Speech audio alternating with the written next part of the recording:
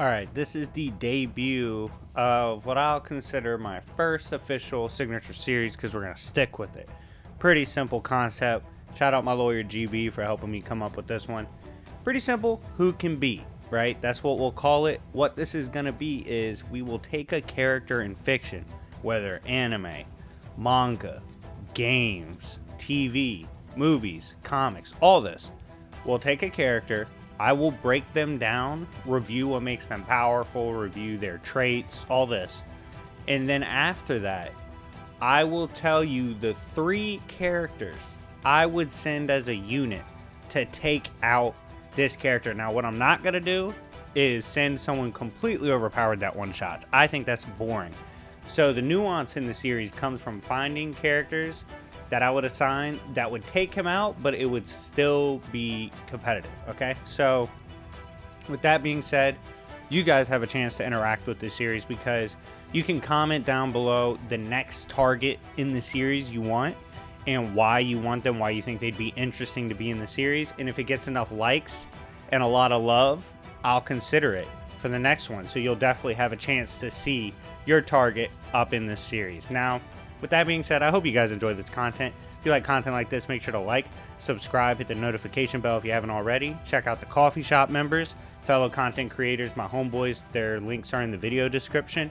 And if you want to become a member for 80% off via the Cash App deal, comment down below and I'll help you out. But anyways, let's go over what my boy King Shark brings to the table. Now, King Shark, if you didn't know, is a demigod, the son of the god of the sharks, and usually honestly just goes around bullying. And he has a recent run where his father has come back and said, yo, you should be a lot more powerful than this. I'm going to train you to be a proper demigod. So he's just been trolling this whole time, but we're still going to review what out of shape King Shark has pulled off throughout the years. Now, he's easily evaded the Teen Titans, including Raven, and in this matchup in Rebirth, Damian actually said defeating King Croc, or King Shark, I'm an idiot. King Shark brings you hella clout, like defeating him is crazy. His inferiors, or the sharks that work for him, are capable of tagging Kid Flash, which is very impressive. King Shark in the 1991 Flash Annual was able to almost basketball palm Wally West Flash's head and just ragdoll him. We've also seen that when he was introduced to the Suicide Squad and to other groups, he's usually brought in as the muscle. This was showcased in Superboy issue 9, 1994. We've also seen that Makoa stated the Force needed to put down King Shark should he go out of control. Actually has to be enough to atomize him because his regen is crazy. Pretty easily, we've also seen him blitz the likes of Captain Boomerang, who can tag Flash. In Superboy 32, he was able to swap hands with Superboy, and this Superboy himself has shown contending with the likes of Green Lantern, so this is pretty impressive. And Superboy had to rely on his tactile field to hold off King Shark, who was actually biting through it. And because of his demigod status, he's easily able to keep up with characters in the Superboy tier, who ends up having to BFR him because King Shark is so OD.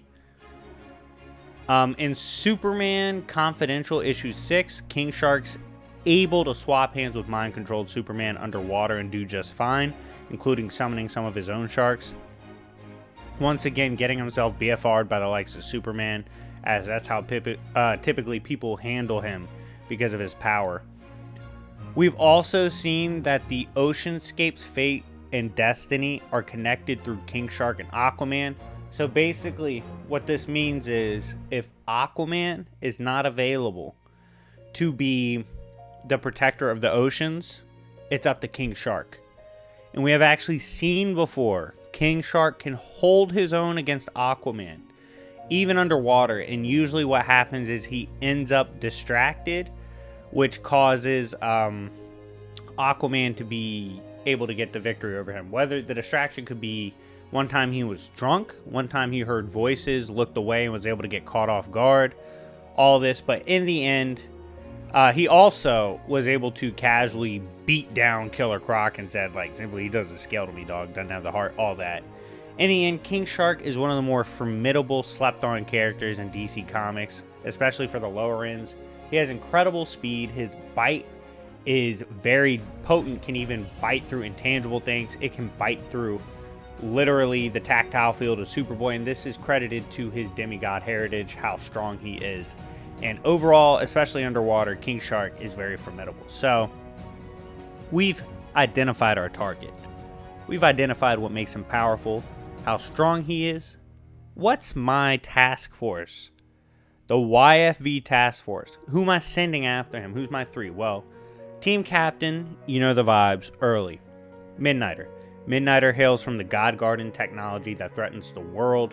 Technology that allows characters to basically become unstoppable killing machines. He instantly sees how a fight goes, a million possible ways, any of the possible outcomes in the fight he sees. He even sees things like your ego, your personality, your build to the molecular structure, all your powers, all your tendencies, all this, his supercomputer God Garden brain instantly activates, analyzes, and gives him the results. This allows him to basically defeat anyone if he even has a 1 in a million chance of getting the victory. It makes him incredibly dangerous to beat.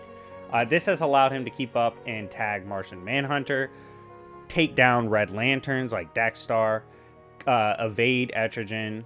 He's evaded the likes of even characters on par with Apollo.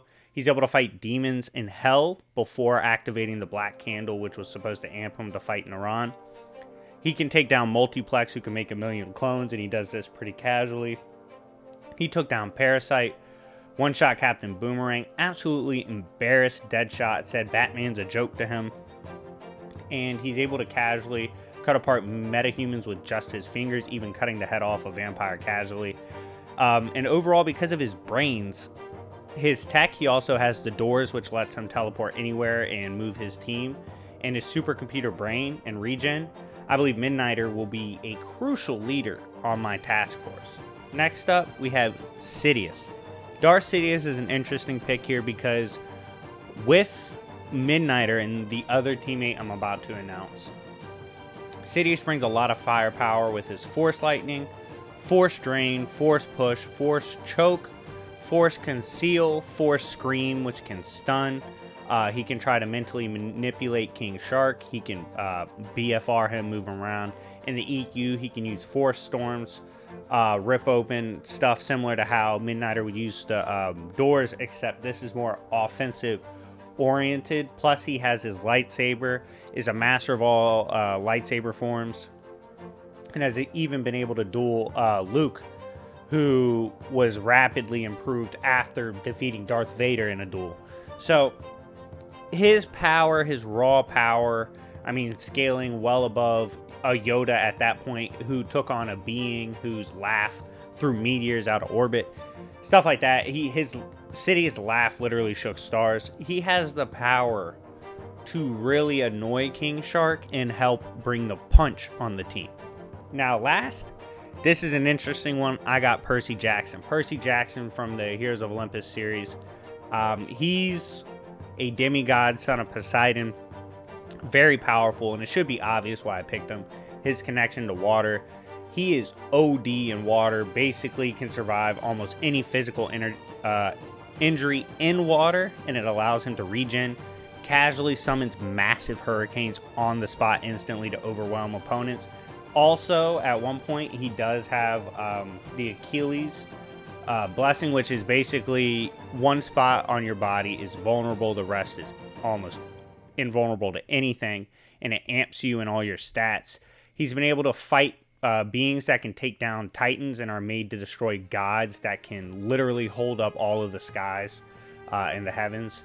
And overall, Percy Jackson, with his water hacks, his water manipulation, I mean, literally being the son of Poseidon, the god of the oceans, this allows him to combat King Shark underwater and bring him out the water, I would use, or Midnighter would use, Percy Jackson to direct the action out of the water and allow for him and Sidious to be most effective in this battle and take down King Shark. I believe this trio can take down King Shark. Now, if it was a 1v1 versus like King Shark versus Midnighter and whatever, hard battles for all of them. Sidious probably does the best in the 1v1 because of his different hacks. Percy and Midnighter easily hold their own as well, and I just think as a unit, they are more than capable of taking down King Shark. Anyways, guys, let me know in the comment section who you would pick to take down the demigod, King Shark from the DC Comics. Let me know in the comment section who you want me to target next. Anyone from Fiction. Just let me know why you think they'd be interesting to see scaled in this series and then defeated. Anyways, it's been your boy, YFV, and I'll see y'all later. Peace.